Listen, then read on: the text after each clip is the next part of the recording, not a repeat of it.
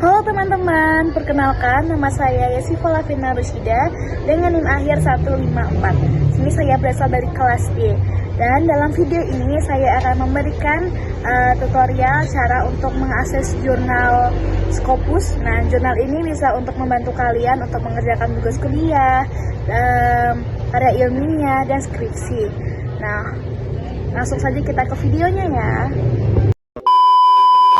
Nah, teman-teman pasti pernah mencari jurnal sebagai referensi baik untuk tugas kuliah atau karya ilmiah maupun skripsi. Nah, untuk mencari jurnal biasanya kita menggunakan portal jurnal. Nah, setiap jurnal memiliki cara akses yang berbeda nih, yang terkadang membuat sebagian dari kita kebingungan. Oleh karena itu, pada kesempatan ini saya akan membagikan panduan dan tata cara dalam mengakses salah satu jurnal internasional, yaitu Scopus. Nah, Scopus sendiri merupakan layanan indeksasi dan basis data jurnal yang dikelola oleh Elsevier, sebuah perusahaan penerbit publikasi ilmiah internasional yang berbasis di Amsterdam, Belanda, dan telah berdiri sejak tahun 1880. Nah, di sini saya akan menampilkan tentang cara mengakses Scopus dari SSO Undip ya.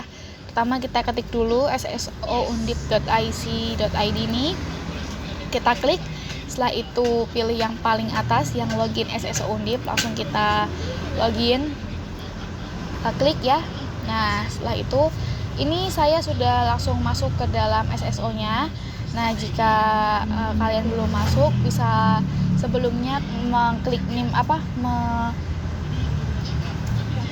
mengketik NIM kalian, setelah itu login dan bisa masuk ke kata sandi. Nah, setelah itu kita masukkan kata sandi. Nah, ini halaman pertama SSO. Di sini terlihat banyak sekali ya, ada berbagai macam pilihan ya. Nah, untuk mengakses jurnal kita bisa pilih ke jurnal yang dilanggan Undip. Kita klik. Setelah itu di sini terlihat banyak sekali portal jurnal yang udah dilanggan Undip ya. Ada banyak. Nah, berhubung saya membahas tentang portal jurnal Scopus, nah, maka saya akan pilih yang Scopus. Nah, klik Scopus. Setelah itu, nah, ini tampilan halaman awal dari Scopus ya. Bisa kita lihat ini halaman awalnya. Nah, untuk macam-macamnya ini ada search. Nah, search itu sebuah salah satu fitur pencarian dokumen. Nih, nah, dokumen ya, kita bisa klik nih, bisa kita lihat search itu seperti ini tampilannya ya. Nah, setelah itu di sebelahnya sini ada sources. Sources yaitu di dalamnya memuat berbagai terbitan jurnal atau artikel yang terdapat pencarian subjek area di dalamnya. Lalu di sebelahnya lagi ada file ya, yang mengharuskan kita untuk login dan perlu mendapatkan persetujuan dari institusi terlebih dahulu untuk mendapatkan aksesnya. Nah, di sebelahnya lagi ada logo ini yang berbentuk tanda tanya. Ini merupakan terkait help center dari Scopus itu sendiri. Setelah itu di sebelahnya lagi ada logo semacam institusi yang berisi informasi mengenai institusi yang berlangganan. Nah, sebelahnya lagi ini ada create account atau akun yang sedang digunakan. Nah, karena di sini saya berhubung belum login, nah, jadi seperti ini ya tampilannya. Oke.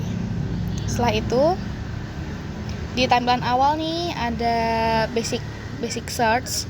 Nah, nih banyak fitur untuk digunakan. Ada 3 jenis pencarian, yaitu berdasarkan dokumen, authors, dan research discovery sama organization. Nah, ini tampilan untuk yang menggunakan dokumen. Saya tuh di sini ada yang menggunakan authors nih, seperti ini tampilannya. Dan ada yang research discovery seperti ini. Nah, selain itu ada bagian advanced document search. Nah, advanced search ya ini ya teman-teman ya. Bisa kita klik. Nah, begini tampilan dari adventures ya. Di sini ada and or atau not pilihannya ya. Kita kembali ke basic search.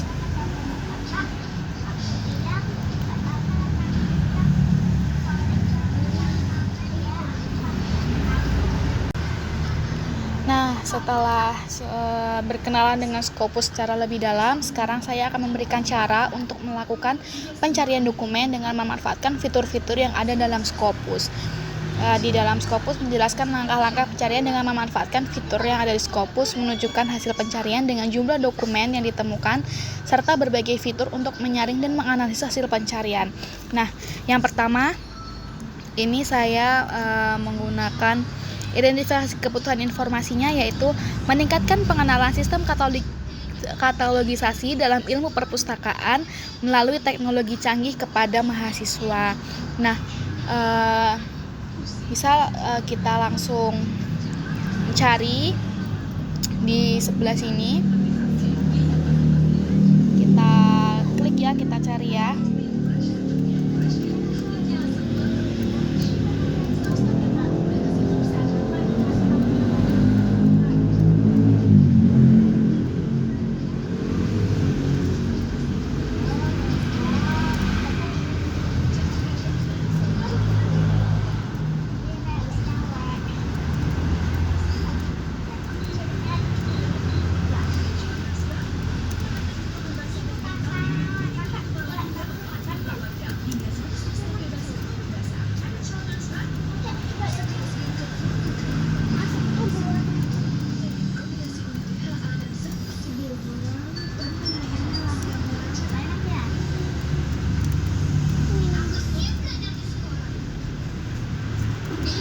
Nah, bisa langsung kita klik search. Nah, ternyata tidak ada ini ya.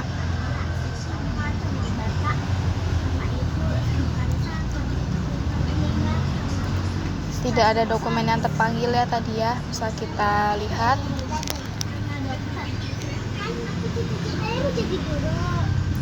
Setelah itu kita bisa pengembangan kata kunci nih.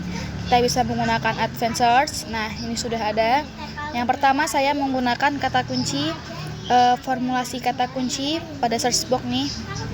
Ini karena tidak ada, saya mencari yang pertama ada kata kunci katalogisasi. Katalogi. Saya menggunakan bahasa Inggris agar lebih mudah terpanggil ya dokumennya. Oke. Setelah itu kita klik search.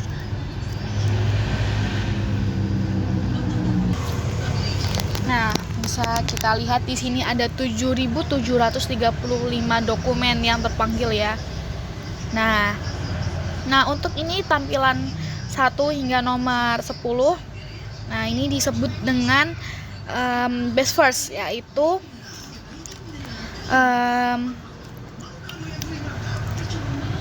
sistem dari Scopus sendiri mencari 10 dokumen terbaik teratas ya. Di sini bisa kita lihat ada 1 sampai 10 ya ini. Nah, setelah itu ada pagination. Nah, ini ada pagination, yaitu layout ya, tampilan layout. Nah, karena kita merasa bahwa ternyata ini masih terlalu banyak dokumen yang terpanggil dan belum bisa kita pilih ya, kita bisa menambahkan add search file. Nah, di sini saya menggunakan kata kunci N karena saya ingin mencari kata kuncinya itu. Nah, sini saya mengetik artikel title, abstract, keywords. Nah, yang kedua itu saya mengembangkan kata kunci yaitu teknologi. Teknologi. Nah, teman-teman, sebelum itu di sini sudah terdapat nih ya. Ketika saya menuliskan hanya teknologi saja, nih di sini terdapat auto complete. Nah, di sini ada teknologi transfer dan lain-lainnya. Nah, ini disebut dengan auto complete. Nah, oke, setelah itu kita bisa langsung klik search di sini.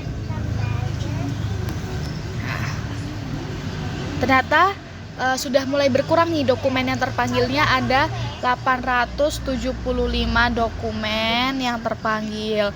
Nah, ini karena saya merasa masih kurang untuk ininya mencari dokumen yang tepat ya. Nah, sebelum itu saya akan menjelaskan tentang ini nih yang sebelah kiri ini. Apa sih ini? Nah, kita lihat di sini itu disebut dengan Faceted Navigation. Nah, ini berfungsi untuk mengerucutkan pencarian. Kita bisa lihat di paling atas ini ada pilihan tahun ya. Ini coba saya akan memilih dari yang tahun 1990 sampai 2025. Kita klik. Setelah itu dokumen yang terpanggil nih masih 825 ya. Nah, setelah itu saya pilih subjek areanya. Saya pilih yang social science. Setelah itu document type, ini artikel. Nah, untuk dokumen type ini sendiri bisa kita masukkan ke dalam federate search. Nah, jadi kita bisa memilih terlebih dahulu kita mau yang artikel, conference paper, atau review, book chapter, atau book. Nah, kita bisa diklik semuanya ya di sini, dipilih ya sesuai dengan kebutuhan kita. Nah, oke, ini ntar akan mengkerucutkan. Saya pilih yang artikel dan yang cataloging, keywordnya cataloging ya. Saya pilih yang itu. Setelah itu kita klik limit to. Nah, ini sudah terlihat nih hanya ada 48 dokumen yang terpanggil. Nah, kayaknya ini saya masih merasa agak kurang susah ya, sulit ya untuk mencari. Itu saya akan menambahkan lagi di sini yaitu tadi kan kepada mahasiswa ya judulnya ya. Nah, saya menambahkan di sini adalah kata-kata students untuk artikel, title, abstract, and keywords. Nah, ini bisa kita klik search. Nah, ini ada satu dokumen yang terpanggil. Nah, kita bisa lihat ini di sini. Nah, ini kita bisa lihat, kita bisa klik ya. Ketika ini sudah merasa cocok di kita dokumennya, bisa kita klik.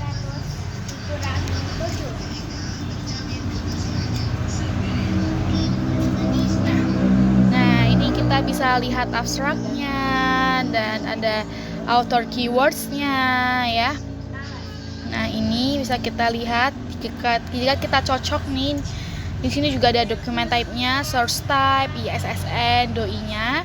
Nah, kita bisa langsung klik save to PDF jika kita ingin meng-save dan ke file yang ada di laptop kita. Nah, langsung klik saja save as PDF. Nah, di sini nih kita lihat di bagian paling atas. Nih, kita bisa langsung buka ya. Ini juga otomatis akan tersimpan ke dalam ininya ya, ke dalam file. Nah, itu cara untuk save PDF-nya ya. Oke, setelah itu saya juga akan mengenalkan fitur tentang personalization. Nah, personalization sendiri itu ketika kita mencari suatu kata kunci atau suatu keywords. Nah, itu ntar biasanya dari Scopusnya sendiri akan muncul ya, kayak mengirimkan email atau lewat email kita akan mengirimkan jurnal-jurnal terbaru yang sebelumnya kita sudah masukkan keyword. Nah, untuk actionable saya belum bisa menemukan di sini di dalam Scopus. Actionable itu biasanya kita bisa mengklik suatu dokumen, setelah itu kita bisa ingin mendengarkan atau video dan lain sebagainya ya, untuk actionable seperti itu. Nah, sudah cukup video tutorial dari saya.